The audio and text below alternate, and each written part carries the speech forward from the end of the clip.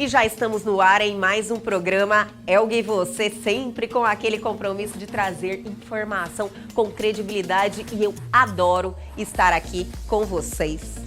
E como sempre, o nosso programa aborda assuntos de extrema relevância. E hoje o bate-papo é com o Dr. Roberto Barreto, gastroenterologista e endoscopista, e também com o Dr. Bruno Ehringer, oncologista clínico, com a pauta de saúde do homem com foco em tumores com maior incidência em homens.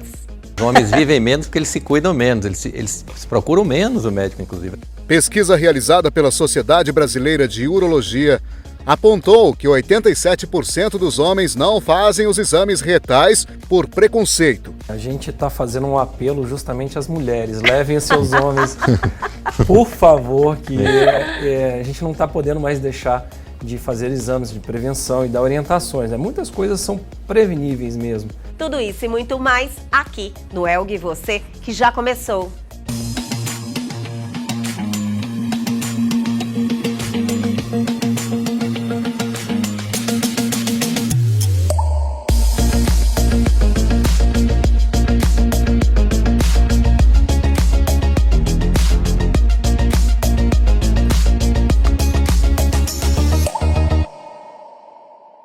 Em pesquisa realizada pelos órgãos responsáveis, mostrou que sim, o brasileiro se preocupa com a saúde, mas que as mulheres estão bem à frente dos homens. A pesquisa revelou que 71,2% dos entrevistados haviam se consultado pelo menos uma vez nos últimos 12 meses. E o índice foi de 78% de mulheres contra 63,9% dos homens. Embora reconheçam a importância de fazer exames, a maioria dos homens ainda resiste em procurar um médico. Pesquisa realizada pela Sociedade Brasileira de Urologia apontou que 87% dos homens não fazem os exames retais por preconceito. E de acordo com outra pesquisa sobre a saúde masculina, revelou que 76% dos homens brasileiros com idade entre 40 e 70 anos têm conhecimento sobre o exame de toque retal, porém, apenas 32% já fizeram o teste. E o Elga e Você de hoje vai falar sobre a importância da prevenção na saúde dos homens e os tumores mais incidentes. E agora, em nosso programa Elga e Você, vamos ter um bate-papo espetacular, porque estamos com visitas ilustres e um tema muito importante hoje em nosso programa. Estamos recebendo aqui o Dr. Roberto Barreto, gastroenterologista e endoscopista. Doutor, você é referência, né? Todo mundo que vem aqui fala, nossa, vi Dr. Roberto Barreto no seu programa, que espetacular, então sempre é bom ter você aqui. Bom estar aqui também, um prazer enorme estar aqui, seu programa sempre com audiência enorme. Prazer feliz. Estar aqui ao lado do Bruno, oncologista de ponta, da Oncolog, parceira nossa lá na vida. E estou muito feliz em estar aqui com vocês. Nós também. Doutor Bruno, sua participação aqui sempre tem muitos comentários, vem com pautas maravilhosas e tem um bate-papo também, eu acredito que uma forma que consegue atingir as pessoas, sabe? É um linguajar bem esclarecido. Então as pessoas interagem bastante com a sua participação aqui, doutor. Obrigado pelo convite, sempre um prazer estar aqui. Doutor Bruno é oncologista clínico, né? E o Dr. Roberto Barreto, como eu já falei, gastroenterologista e endoscopista. E a nossa pauta hoje, vamos assim generalizar, é saúde do homem com foco nos tumores que mais acometem os homens. Falar de saúde do homem é um tema tão importante, né? Porque acredito que dos últimos 10 anos que teve mais foco em relação à política de saúde do homem. O homem é intocável, é uma questão cultural, o homem não fica doente. Então, eu acredito que o reflexo de tudo isso é a maior mortalidade dos homens em relação às mulheres, né? Então, eu acredito que todo bate-papo que tem em foco esse assunto é importante, não é verdade, doutor Roberto? Sim, isso que você falou é real. Os homens vivem menos porque eles se cuidam menos, eles procuram menos o médico, inclusive. As mulheres procuram, elas fazem prevenção. E prevenção é essencial. Quando a gente faz um diagnóstico precoce, a chance de cura de uma patologia como o câncer aumenta muito. Então os homens são mais descuidados mesmo, né, em relação às mulheres. Por isso que é importante que se levante esse tema saúde do homem, para que a gente coloque na cabeça deles que eles também precisam fazer prevenção, não são as mulheres só não. Com certeza. Não é verdade? Então, passa por aí, os homens são mais descuidados. Mas com a experiência de vocês dentro do consultório, doutor Bruno, tem sentido uma melhora? Sim, a gente está fazendo um apelo justamente às mulheres. Levem os seus homens, por favor, que a gente não está podendo mais deixar de fazer exames de prevenção e dar orientações, né? Muitas coisas são preveníveis mesmo. Sim. E a gente sempre faz aquele apelo para a família, né? Não deixe. Se você deixar para aquele senhor de 60, 70 anos para estar procurando um médico para falar sobre problemas de saúde, ele não vai, né? Agora, nos últimos tempos, isso tem melhorado bastante, porque a gente está envolvendo a família. E aí a família faz uma conscientização, e aí ao invés dele chegar com 60, 70, ele está chegando já com 50, 50 e poucos. Eu até tenho contato com os que passou dos 40, já está Já ligado indo, lá na questão do câncer de próstata, que é o número 1 lá, né? Que não deve ser feito ainda nessa faixa etária, a não ser que tenha algum tipo de característica diferente, mais em consulta que a gente explica e pesca essas informações, mas a partir dessa idade é fundamental fazer a prevenção, principalmente do segundo colocado, do terceiro colocado, que seria os cânceres do trato gastrointestinal, né, o câncer de cólon, o câncer de estômago. E nesse contexto a gente tem que sim ser numa idade mais nova, assim, você não pode esperar tanto tempo. Doutor, falando de saúde do homem, muitas vezes esse assunto é colocado em pauta somente em novembro, né? E eu acho que precisa de uma intensificação nesse tipo de assunto, porque já que, infelizmente, eles não têm essa consciência ainda, estão adquirindo isso agora, a gente tem que bater duro nessa tecla, né? O fato do homem estar começando a modificar o seu padrão de autocuidado, isso está refletindo também já em diagnóstico precoce, melhorando mortalidades que a gente tá observando que está diminuindo. Câncer de próstata, por exemplo, não é só porque está saindo pesquisa com novos remédios que a coisa está melhorando, a sobrevida vem aumentando. É porque realmente os diagnósticos estão sendo mais assertivos de forma mais precoce e você consegue tomar decisões mais efetivas. Sem dúvida. Né? Você vê a própria rotina lá na Clínica Vida de fazer endoscopia nos pacientes com câncer gástrico já no início, como que é importante isso aí e modifica a mortalidade, né? Doutor, vamos iniciar então pelo da próstata, né? Que eu acredito que seja o primeiro lá, que é o mais temido, porque todos os homens realmente têm esse receio. E infelizmente também tem o receio dos exames, né? Que existem hoje para fazer essa prevenção. Como é que está a questão do câncer de próstata? O doutor falou que está havendo diagnósticos precoces. Sim, tá. Melhorou isso? Vamos deixar resumido a parte da próstata, Sim. Que ela acaba tendo um assunto mais forte em novembro, né? Sim. Mas de forma resumida. Todo homem, se chegar aos 90 anos de idade, vai ter câncer de próstata? Vai.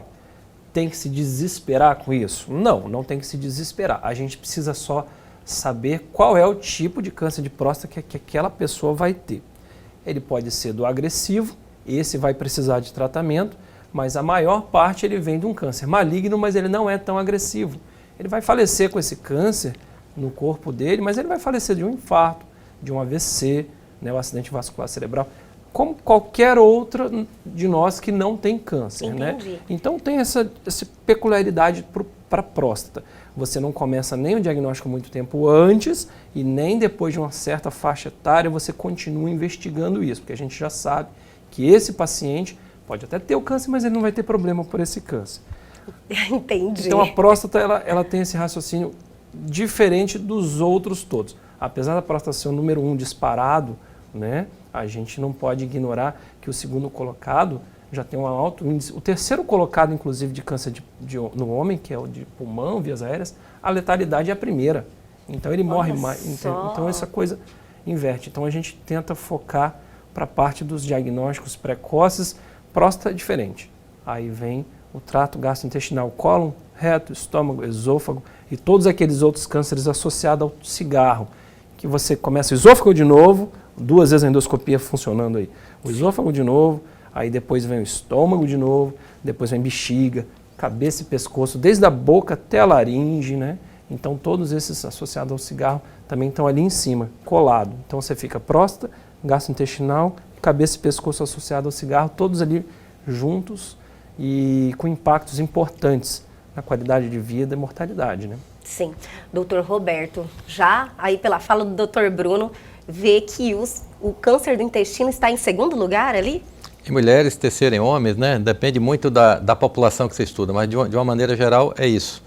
E é um câncer prevenível, né? Porque na realidade, né, existe aí, graças à imprensa, a imprensa tem tido um papel crucial nisso. Você vê que nós conhecíamos Outubro Rosa, essa era a campanha marcante, Novembro Azul. Esse ano nós tivemos o Março Azul, marinho, foi fantástico, teve uma repercussão assim crescente, e eu acredito que cada ano vai crescer mais ainda, porque nós tivemos uma interação de várias sociedades, né, Bruno, esse ano. A de endoscopia, coloprocto, oncologia, até a de ginecologia e obstetrícia, geriatria, ou seja, você teve uma interação de várias sociedades médicas com o objetivo comum, que é fazer prevenção de câncer de intestino. Então, esse ano foi diferente, ganhou muito espaço, tivemos até uma audiência pública aqui na Assembleia, promovida por um deputado médico. Olha que maravilha! Para falar sobre câncer de intestino. Então, foi muito legal. E é uma doença, como eu disse, prevenível, ou seja, se você faz o exame no momento adequado e você identifica aquelas lesões que são precursoras do câncer do intestino, são os pólipos, e você remove, você bloqueia a evolução da doença. A gente muda a história desses pacientes. 40% das populações que fazem colonoscopia na idade correta, você tem um impacto na diminuição do aparecimento de novos casos de câncer de intestino, em torno de 40%. É muita coisa. Se você for considerar isso a nível populacional, né, é muita coisa. Então, é extremamente importante fazer a colonoscopia no momento adequado. E isso tem mudado, né? Hoje, assim, de uma maneira geral, fora Estados Unidos, a regra é fazer a partir de 50 anos, se você não tem casos de câncer de intestino na família. Na família Estados Unidos, há 4 ou 5 anos atrás, a Sociedade Americana de Câncer já mudou esse critério, 45. 45. E a gente aqui, na maioria das vezes, a gente já tá adotando esse critério. Por quê? Porque a gente que está ali na ponta fazendo exame, é impressionante a quantidade de pólipos que você pega entre 40 e 50 anos.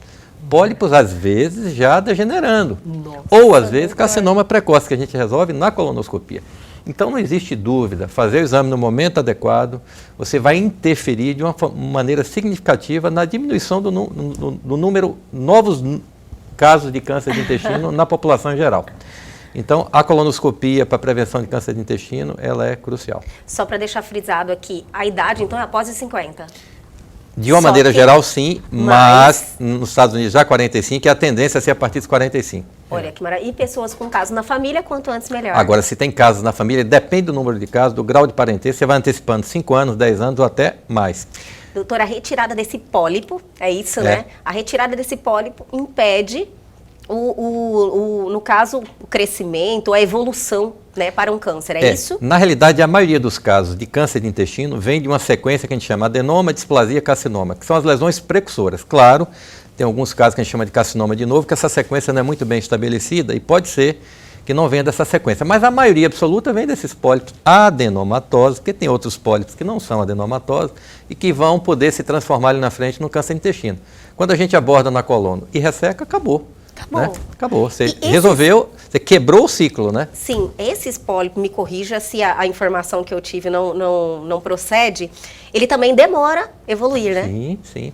A gente, de uma maneira geral, aqueles que vão degenerar, porque mesmo os adenomas, a maioria deles não vão degenerar. Aqueles que degeneram, em média, 10 anos, entre ele aparecer displasia carcinoma.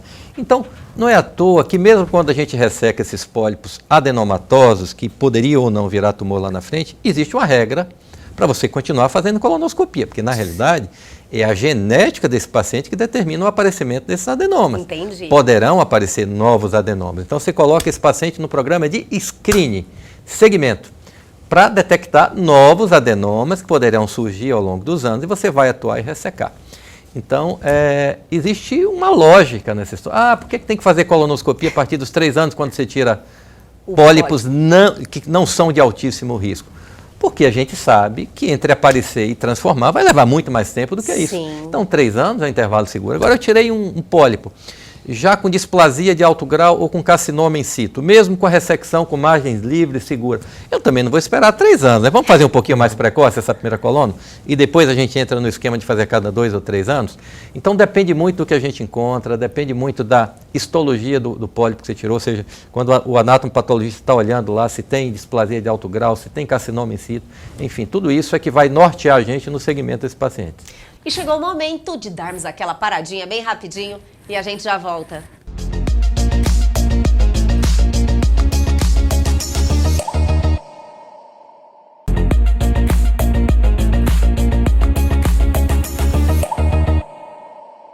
Estamos de volta hoje com esse bate-papo espetacular, Dr. Roberto, Dr. Bruno Ehringer. Doutor, em relação a sintomas, é silencioso?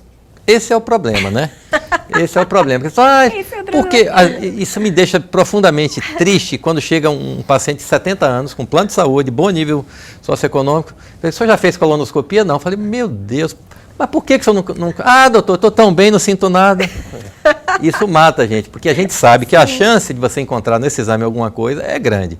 Aumenta muito. Quando você sai de 50 para 70, a chance de você encontrar um pólipo já grande, né, com degeneração, ou às vezes já um tumor, mesmo em pacientes assintomáticos, não é pequena. Normal é paciente assintomático. A maioria. Se você maioria vai lá, olha, eu estou vindo aqui por causa da minha idade, então já acordei, agora vou fazer meu preventivo. Vai falar, nossa, agora. Né? Aquele que é sintomático, já com anemia, perda, esse já é uma doença já avançada. Esse a gente não quer fazer o diagnóstico, a gente queria fazer lá atrás, né? Claro, vai fazer, vai tratar da melhor forma possível. Hoje a oncologia evoluiu muito. Ela dá suporte para esses pacientes, consegue esse paciente ter uma sobrevida longa. Mas não é o foco é pegar o precoce, né? Para que a gente tenha uma cura definitiva, né? Mais garantida, né? Sim, doutor, mas é incrível a quantidade de pessoas que você acaba conversando, que já estão dentro dessa idade e que não fez ainda exame, não acordou ainda na questão da prevenção, que muda todo, se você encontrar, no caso, ter algum diagnóstico positivo de câncer, seja no intestino ou em qualquer outro lugar, o tratamento é outro, né, doutor Bruno? Não, o tratamento muda completamente. E ele tocou num assunto muito interessante. A gente está falando de prevenção, mas ele também tocou numa parte que também é tratamento. Faz diagnóstico, faz prevenção primária, mas às vezes faz o tratamento também endoscópico pela colonoscopia. Olha só. Se o tumor ele já existe, mas de uma forma superficial ali no órgão, ele já consegue ressecar. Então você já começa a peculiaridade da tecnologia a ser empregada de acordo com o grau que está de acometimento do tumor ali dentro, né? Você tem desde esse espectro de tratamento local pela própria colonoscopia, como você faz só o diagnóstico, manda lá para o oncologista para ele ter que fazer quimioterapia, diminuir toda aquela doença global que está ali dentro e depois devolve para o cirurgião para ele poder fazer a ressecção com margem, tirar todo o tumor, a peça cirúrgica inteira, e aí você consegue entregar a cura. Então, ele varia muito de acordo com o órgão. No próprio órgão, depende de qual é a célula que virou tumor, né? E, independente do órgão, da célula, do quanto que aquilo está cometido ali dentro. Então, são um raciocínio que é individualizado realmente. Olha, pelo que eu vejo, lógico, uma pessoa leiga só, obtendo essas informações, você vê que o câncer de intestino tem no caso, você pode fazer já o ressecamento, retirar o pólipo ou o tumor na própria endoscopia. Eu vou dizer com tanta frequência, todos os dias eu faço isso. Todos os dias, doutor? Não tem, como a gente faz, o serviço tem muita colonoscopia, não só eu, como todo o grupo que trabalha com a gente, não existe um dia que a gente não resseque pólipo de intestino. Não existe um dia. Nossa. Não, pode até acontecer, mas eu vou dizer que é raríssimo. Sim. O comum é você tirar. Né? Então, isso é uma rotina. E, assim, não é incomum também nós ressecarmos já tumores precoces, já câncer que está iniciando. E a gente faz um procedimento chamado... Só no início, depois tem que ser um procedimento cirúrgico mesmo? Na realidade, assim, quando a gente aborda essas lesões no primeiro momento, se for uma lesão que a gente tem segurança para ressecá-la no primeiro momento, a gente faz um procedimento chamado mucosectomia, que é uma ressecção mais ampliada, e a gente tira no primeiro momento. Se a gente achar que essa lesão tem um risco maior de perfuração, a gente tem segurança, se é uma lesão ainda ressecável endoscopicamente, a gente faz alguns exames complementares e programa para uma retirada no segundo tempo. Depende muito do que a gente está vendo naquele momento. Mas os pólipos, de uma maneira geral, a gente resseca no primeiro tempo, já na primeira colonoscopia, a grande maioria deles. Olha que então, maravilha. realmente faz muita diferença na vida dos pacientes, né? Quando o doutor então isso é fala... rotineiro para a gente. Faz parte da nossa vida ali. Quando o doutor fala de rotina, assusta um pouquinho, né? Fala, olha, todo mundo que vai lá 1 ou 2, a gente faz esse procedimento. Só que, lógico, se você for consultar os dados, sempre fala um super crescimento de câncer de intestino. Porém, eu acredito que as pessoas também estão fazendo mais o exame, né, doutor? Sim, eu acho que a participação da mídia nisso nos ajudou muito, né? Ajudou a população, porque a população precisa ser ajudada. Na realidade, quando vocês abordam o tema, é muito comum um paciente acima de 50 anos chegar no doutor, eu vim aqui para fazer aquele exame lá da colonoscopia, que eu sei, eu vi lá na Elga que precisa fazer a partir de 50 anos. Verdade, eles abordam a gente no consultório. Porque, às vezes, você vê pacientes acima dessa faixa etária, muito acima, que nunca fizeram, não. É muito comum no consultório, 55, 60 ou até mais. E a gente tem que fazer essa pergunta no consultório, o senhor já fez o exame do intestino, já fez Não, doutor, nunca fiz. Por que ninguém nunca me pediu? Olha só. Tem muito disso, né? Então está na hora de fazer, né? Você vê que Como, doutor? Mas eu não sinto nada, mas tem que fazer prevenção. Você vê que precisa de uma ajuda dos outros profissionais também, né, doutor? Que qualquer exame de rotina e detectou lá uma pessoa com uma idade acima dos 50, por exemplo, já ser procedimento pedir o exame. Você matou a charada. Começa pelo próprio envelhecimento da população, está indicado. Ponto final. Aí você ainda vai ter os outros fatores que contribuem, que até explicam por que vem crescendo a incidência desses tumores nos homens. A gente pega classicamente, além do cigarro que a gente já falou, a gente pega classicamente a alimentação, né? Você transforma aquele pólipo que a gente estava mencionando aqui, ele se transforma em uma neoplasia maligna conforme for o histórico alimentar dessa pessoa também. Não é só genético. É óbvio que esse histórico alimentar dele, ele vai ocasionar uma mutação genética. Sim. Mas você consegue, às vezes com orientação, vai fazer a colonoscopia, vai fazer a endoscopia, enfim, mas depois você consegue orientar a mudança do hábito de vida daquela pessoa, e aí no retorno de segmento dos exames de colonoscopia ou endoscopia, antes que estava sendo feito a cada 3 anos, ele já cumpriu, modificou, ok, aí você começa a espaçar isso aí. Mas se ele não faz isso, às vezes começa a surgir pólipos ainda piores do que estavam antes, aí começa a encurtar. Doutor, então, falando de hábitos alimentares, está diretamente ligado à questão do câncer de intestino. Isso é um assunto, foi muito bom o Bruno ter falado. A gente falou da genética, claro que é importante, mas para tubo digestivo, hábito de vida e hábito alimentar, crucial. A gente sabe que aí você tem uma balança, né? Que de um lado, risco aumenta com embutidos, gorduras, frituras, né? E a outra balança, que é proteção, fibra. Quanto mais fibra na dieta, é um fator de proteção, e quanto menos gorduras, frituras, embutidos, né? Melhor. Entendi. Então, essa balança tem que estar muito bem equilibrada. Então, é genética mais ambiental. Não é à toa que o câncer de intestino explodiu nas últimas décadas, porque tem uma coisa chamada fast food na vida da gente que não existia. Eu sou bem mais velho que o Bruno é menino, eu sou velho, mas na minha época eu comia arroz, feijão, carne e vegetais, né? Sim. Não tinha fast food. Comida de verdade, né, doutor? A gente fala comida de verdade. Eu lembro que eu saí de uma cidadezinha pequena do sul da Bahia, eu falei para ele, fui estudar em Salvador, eu fui, não existia McDonald's, meu sonho era ir na Americanas comer um hambúrguer, quer dizer, a minha primeira experiência em fast food foi na Americana há 200 anos atrás. E hoje em dia até o arroz e feijão eles transformaram em fast food. Pois Você chega lá, tá cheio de salito, tá Pois é. Então isso é um crime. Na realidade, essa é a grande mudança. Por que cresceu? Cresceu porque mudou o ambiente. E cresceu também porque tem outro fator extremamente importante, a obesidade. E não é só para câncer de intestino. Obesidade é fator de risco para tumores, e vários. Então, se por um lado você tem uma alimentação de péssima qualidade, por outro lado você tem a população no sobrepeso ou obeso, você vai expor essas pessoas. Então, ambiente, hábito de vida extremamente importante na prevenção dos cânceres também, não é, Bruno? Com certeza. Doutor, câncer de estômago e intestino estão aí também ligados. É quase a mesma coisa? Não, são diferentes. São diferentes. A genética é diferente, né? Os fatores de risco são parecidos, mas podem ser diferentes, né? Tem uma série de fatores envolvidos. Mas eu diria, e eu acho que o Bruno vai concordar comigo, eu me preocupo muito mais hoje com o intestino que com o estômago, mesmo porque a incidência mudou muito. Você tem uma crescente de um e até uma estabilidade, uma certa diminuição do outro, né? O cólon, né? Cólon retal, ele está numa incidência acima, né? Então ele está numa crescente nos últimos anos. Além de crescendo, ele já ocupa uma posição, já ocupava antes uma posição superior em incidência.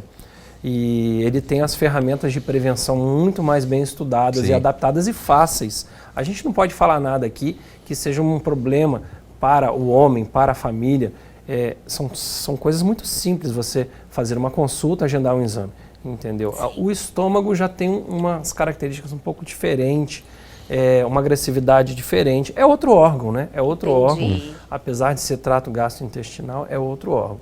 Mas ele vem crescendo de forma também que está sendo visível. Para ter ideia, o colo retal, homem e mulher, ele é parecido no que ele ocupa no ranking. Mas o estômago, 3 vezes nos homens em comparação com a mulher. Então tem 3 vezes? 3 vezes, né? A mulher só ganha do homem nisso aí para uma coisa, tireoide, né? Entendi. Campeã. Campeão. Mas, assim, Sério? mas também não tem que se preocupar. Já vou querer uma pauta. Calma, ainda não é assim preocupada. não. A maioria é benigno. Até os malignos são facilmente curáveis, Que não é bom. assim não. Mas assim, a mulher, óbvio, mama, colo uterino, próprio útero, endométrio, ovário, isso aí não conta, né? A gente está só isolando os órgãos que são iguais em ambos, né? Então o estômago tem esse padrão, todos os de cabeça e pescoço também têm esse mesmo padrão, 3 vezes mais incidentes no homem do que na mulher, né? Boca, laringe, todos eles. Por isso que a gente está falando da saúde do homem, né? Porque o homem tem esse mau cuidado próprio, Descuido. habitual, né? Ele descuidada, Ele é né? super-homem, Sim, não é verdade? não precisa Ele pedir não fica ajuda, não doente. precisa pedir informação. Não precisa ir no médico, né? Aí o que acontece? A mulher, aquela pessoa que cuida da família, cuida de todo mundo, porque percebe esse padrão negativo, e ela não se cuida, né? Por isso que a gente fala desses problemas que as mulheres às vezes não se cuidam, porque ela está cuidando de todo mundo. Mas se o homem parar para começar a se organizar, a companheira também vai se organizar para o lado dela. E vamos dar aquela paradinha, minha gente, bem rapidinho, o tempinho da água, mas a gente já volta.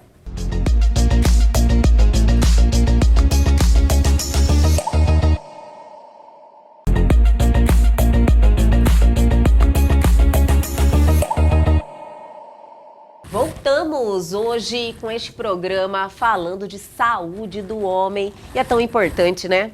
Doutor, falando da questão do homem, que é o nosso assunto aqui, falando de hábitos alimentares, né? Que o doutor falou quanto é importante.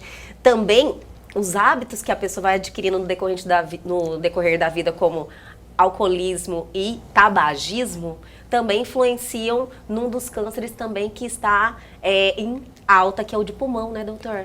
O pulmão, ele parece que é muito frustrante você fazer um diagnóstico de câncer de pulmão numa pessoa que nunca fumou. Ela se sente muito... Imagina. Fica... Meu irmão. Verdade. Eu perdi um único irmão aos 58 anos, recente, o ano passado, tomou de pulmão e nunca foi Ele fumante. nunca fumou, né, doutor? O doutor comentou. Mas É esses casos, frustrante. esses casos marcam, são frustrantes, mas a grande incidência, assim, 90% vai ter associação com cigarro, né? Um pouco você encontra as mutações genéticas, não são hereditárias, são adquiridas ao longo da vida, mas são mutações que não são associadas ao cigarro, mas tem outros fatores, às vezes, envolvidos.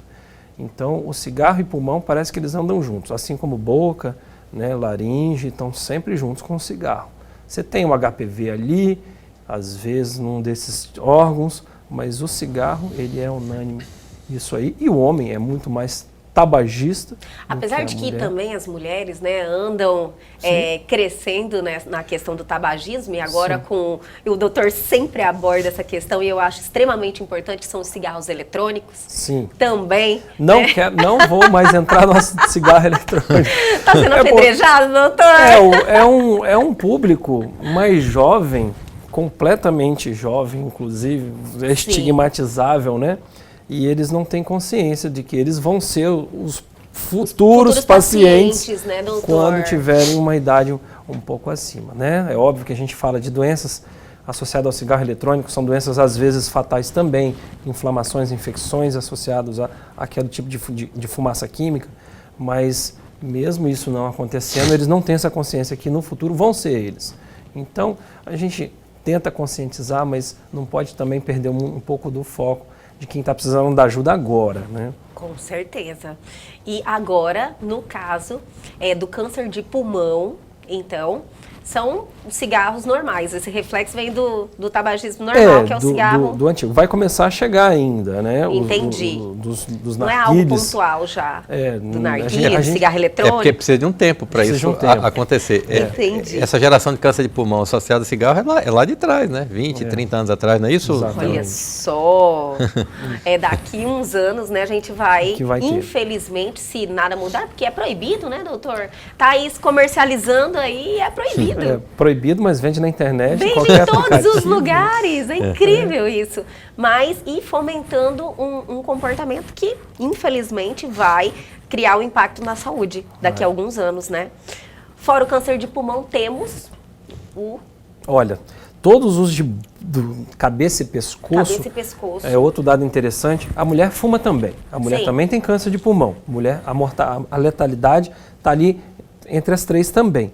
Agora, a mulher não tem a incidência do câncer de cabeça e pescoço como tem o homem. Então, o homem também tem o cabeça e pescoço associado. Às vezes você se preocupa só no pulmão, mas você poderia estar lá fazendo a sua consulta com o otorrino, né, para fazer um exame de nasofibrilaringoscopia, que faz o diagnóstico precoce, cura, sem aquelas cirurgias que são deformadoras, mutilantes, entendeu? Então, em quesito saúde do homem, a gente falando de próstata, falando de trato gastrointestinal de uma forma geral, não pode esquecer, obviamente o pulmão está em cima ainda, mas não pode esquecer dos outros cânceres de cabeça e pescoço associados ao cigarro. Esses exames, que nem o doutor falou um exame aqui que eu nem... Falei rápido, inclusive. Eu nem entendi. Falar para o homem que ele precisa ter todos esses cuidados é um pouco complicado, né, doutor Roberto? Não, mas água mole em pedra dura, tanto bate até que fura, isso não é verdade? Então, assim, eu acho que é a informação. Tudo na vida é informação, né? Comunicação. Quando a gente se comunica bem, e a imprensa tem um papel crucial nisso, quanto mais campanha informativa, mais essas pessoas vão chegar para fazer prevenção, né? Eu acho que a parte mais importante é educação médica mesmo, né? Com certeza. Aproveitando a presença do Dr. Roberto Barreto aqui, eu sei que lá na Vida vocês têm um centro totalmente preparado para fazer os exames, né? Que são, pelo menos uma vez por ano, você faz o seu check-up. Sim. Não é verdade? Lá tem uma cobertura total, no caso, assim, os homens que estão nos assistindo e que falam, nossa, eu vou ter um cuidado maior e vou tirar um dia ou uma semana, eu não sei o tempo exato que você precisa para fazer todos esses exames, vou procurar um lugar. A Vida está preparada para isso, né, doutor? Isso facilitou bastante. Assim, a gente criou, eu tinha a gente veio de São Paulo e a gente ficava meio frustrado, porque as pessoas saíam daqui para fazer check-up no Sírio, no Einstein, porque a gente não tinha em um único lugar exames e consultas médicas num único lugar. Então, como é que você vai fazer check-up se você não tem tudo num único lugar? Sim. Então, quando a gente inaugura a Vida, eu falei, opa, chegou a hora da gente montar o check-up. E aí nós montamos um programa, de acordo com sexo e faixa etária, que o indivíduo entra às 6h30 da manhã e sai por volta das 16, 17 horas, e ele vai passar em todas as consultas necessárias de acordo com sexo e faixa etária e fará todos os exames de acordo com sexo e faixa etária ao longo desse dia. Quer dizer, se o homem já é difícil em um único dia, imagina, a gente fez um cálculo, uma estimativa, se essa pessoa for muito disciplinada, ela levaria em média 2 meses para fazer todos os exames e passar em todas as consultas que eles fazem o nosso check-up em um único dia. Então facilitou muito. Facilitou tanto que a maioria das empresas do agro, que mandavam os executivos para o Sírio e para o Einstein, fazem com a gente. Já estamos no 3º ano de check-up com a gente. Sim. Então, realmente facilita bastante e no check-up a gente tem feito muita prevenção, porque a gente tem identificado muitas lesões, seja na própria colonoscopia ou na cardiologia. Tivemos aí um CEO de uma grande dessas empresas que detectaram lá uma lesão de 95% na coronária, ou seja, esse indivíduo certamente teria problemas em poucas semanas ou poucos meses. Sim. Detectamos, foi para a angioplastia, colocou o stent e resolveu a situação dele. E ele hoje é um grande propagandista do nosso check-up. Então, é extremamente importante, porque você em um único dia você resolve tudo e você faz o que é mais crucial, que é fazer prevenção para evitar que esses indivíduos adoeçam. E se tiverem doentes, que a gente resolva rápido, como a gente resolveu essa situação. Então, eu acho muito importante, é extremamente, digamos, agiliza muito a vida das pessoas. E o benefício não planejado, que ele não falou, é esse momento que a gente vive de pandemia que deshospitalizou a necessidade de fazer esse monte de exame num regime, num ambiente hospitalar, né? E isso aí afugentava as pessoas de irem lá fazer É a sua verdade. autoprevenção. E lá no sistema do Vida, você faz isso, não tem esse Doutor, problema. um check-up por ano? Sim, Um check-up por ano né? resolveria Sim, esse problema no sim. caso da prevenção. Sim. Na realidade, assim, e esse programa de check-up, o primeiro ano sempre é um programa mais carregado de consultas e exames. Mas nos anos seguintes você vai moldando ele. Você não precisa fazer todos os exames. Você fez, por exemplo, você vai fazer uma colonoscopia aos 50. O paciente tem mais de 50. Ele entra lá no check-up, ele faz a coluna. Aliás, a gente não conseguiu identificar nenhum check-up no Brasil que consiga fazer a colonoscopia no mesmo dia. A gente conseguiu montar uma infraestrutura que a gente consegue parar o check-up às 9 da manhã, ele vai fazer o preparo da coluna até meio-dia, desce, faz a coluna e continua o check-up. Então, por exemplo, você faz uma colonoscopia, não encontra nada, nenhum pólipo. O ano seguinte ele vai voltar para o check-up segundo, terceiro ano, não tem por que eu repetir uma nova colonoscopia, apesar dele ter 50 anos. Sim. Então a gente vai adaptando o check-up segundo, terceiro ano de acordo com o que a gente encontrou no ano anterior. Então Entendi. acaba ficando mais curto os check-ups posteriores.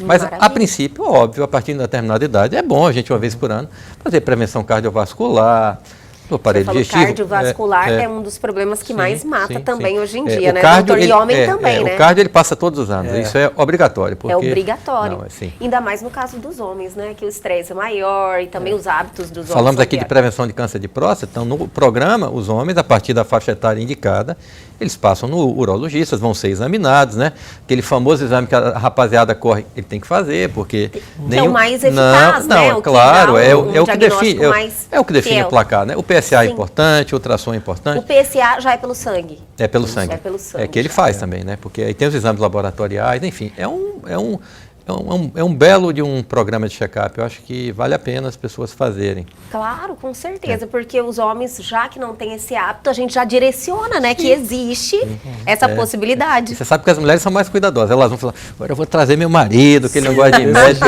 e leva mesmo, né? Então tem essa coisa aí. E aí chega lá, mal-humorado, senta na nossa frente, mas fica só 30 segundos. Aí a gente explica a situação, aí já se acalma, que é fácil de fazer, as coisas as coisas andam.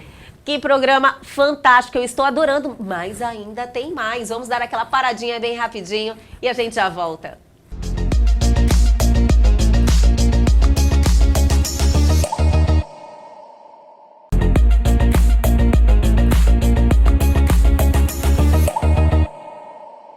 Estamos de volta com este programa fantástico, extremamente relevante, né, doutor? Doutor, nós falamos aqui de câncer de próstata, intestino, estômago, pulmão. Tem algum outro que tem uma representatividade em relação aos homens? Olha, você vai ter aqueles cânceres que são de incidência crônica, né? Tipo linfomas não Hodgkin. Então você tem... A gente está falando, esqueceu de um detalhe, a gente não está falando de câncer de pele, que não seja o não melanoma. É verdade, doutor. Né? O câncer de pele, que é o não melanoma, ou seja, ele é maligno, mas ele não vai levar o paciente ao óbito, né? Aquele câncer de pele habitual. O melanoma sim, mas o não melanoma que é o mais comum, né? A gente não está contabilizando aí, porque esse é disparado primeiro. Né? Esse é disparado primeiro. Mais que próstata, mais que tudo. Mais que tudo. É, mais câncer que tudo. de pele. A gente sempre, quando está falando dessas informações aqui, a gente está excluindo isso aí. Sim. Tá? Mas é um câncer que acaba sendo necessitando também uma prevenção da parte da dermatologia. Eles conseguem pegar lesões também pré-neoplásicas e retirar de forma muito mais fácil do que vai precisar de uma cirurgia extensa, com reconstrução, retalho, às vezes, nos casos que são mais extensos. Então, mas de forma geral, de tumores de incidência, na saúde do homem, você vai ter também ali próximo os casos de linfomas, que são tumores, digamos assim, do sangue, né? Do Entendi. sistema hematopoético, é quem produz o sangue, que acaba também virando um tipo de tumor. Eles estão ali numa incidência importante também. Entendi. Doutor, aproveitando também a sua presença aqui, esses dias eu estive na Oncolog e fiz uma entrevista com um paciente com câncer de mama e era homem também. Nossa, eu achei assim extremamente importante trazer um paciente que passou, né, está passando ainda, no caso ele está em tratamento ainda com essa situação de câncer de mama masculino.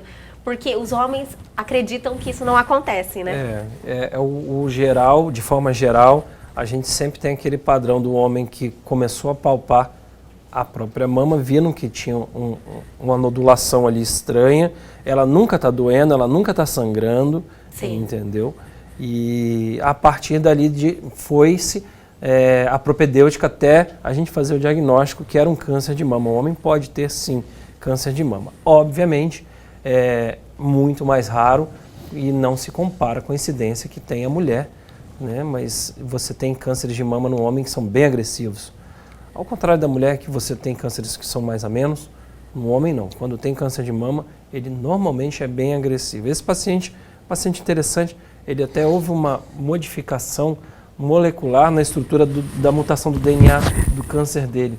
Ele começou com um tipo de câncer e aquele tipo de câncer de mama dele virou outro tipo de câncer de mama que, por coincidência, uma feliz coincidência para ele, pesquisas recentes acabaram de lançar um remédio fantástico que secou todas as metástases. Legal, mas é por essa sorte que ele teve de modificação da própria molécula do DNA específico onde havia a mutação do câncer de mama dele. E aí ele produz uma outra substância que essa sim consegue ser bloqueada nesse remédio novo. E aí ele ganhou vida de novo, que a gente estava falando numa guerra que já vinha de anos já. Sim. Que boa notícia, né? Quando ele me contou essa situação, ele falou, teve uma mutação. Eu falei, nossa, é obra de Deus, né? Como é que... E teve uma medicação nova que... Teve. Tá. Falamos de prevenção, né? Falamos dos tumores que mais acometem os homens. Falamos de hábitos, né? Da vida, de alimentação, atividade física. Em relação aos tratamentos também, né? Tudo está avançando de forma rápida. Então, agora a responsabilidade mesmo dos homens e das mulheres, né? Lógico, a gente sempre tem que falar no âmbito geral, embora seja focado em homem, é fazer os exames preventivos, né? Sim, daquilo que está indicado, né, doutor Roberto, que ele bem explicou. Existe uma abordagem baseada em sexo e idade. A partir dali, desencadeia um pacote de necessidades daquele caso. E esse paciente, ele é pensado para fora desse projeto pré-formado, se ele tem alguma individualização ali dentro, se a gente percebe que ele tem chance de ter uma síndrome genética. Tem síndromes genéticas, por exemplo, que são poliposes familiares, que você tem que começar e chamar, você faz o diagnóstico, suspeita, você já manda chamar os irmãos. A família inteira. Já manda chamar os irmãos. 100% penetrância, todos vão ter. Entendeu? Jura? É uma prova... Não, e assim, e aí no caso dessa síndrome, dessas poliposes adenomatosas, elas acometem jovens, eles começam a ter câncer no intestino na segunda década, às vezes até antes. Porque eles têm tanto pólipo no intestino que a gente entra com o colonoscópio, você só vê pólipo, você não vê mucosa no intestino, só pólipo. São milhares, centenas de milhares de pólipos. Mas isso aí é uma síndrome genética específica, de altíssimo risco, ou melhor, quem tem e tem essa polipose 100% vai ter câncer de intestino, eles sabem, tem que ressecar o intestino, senão eles vão ter. Feliz quando a gente ainda detecta antes do câncer, doutor, né? Como é que faz, como é que detecta, né?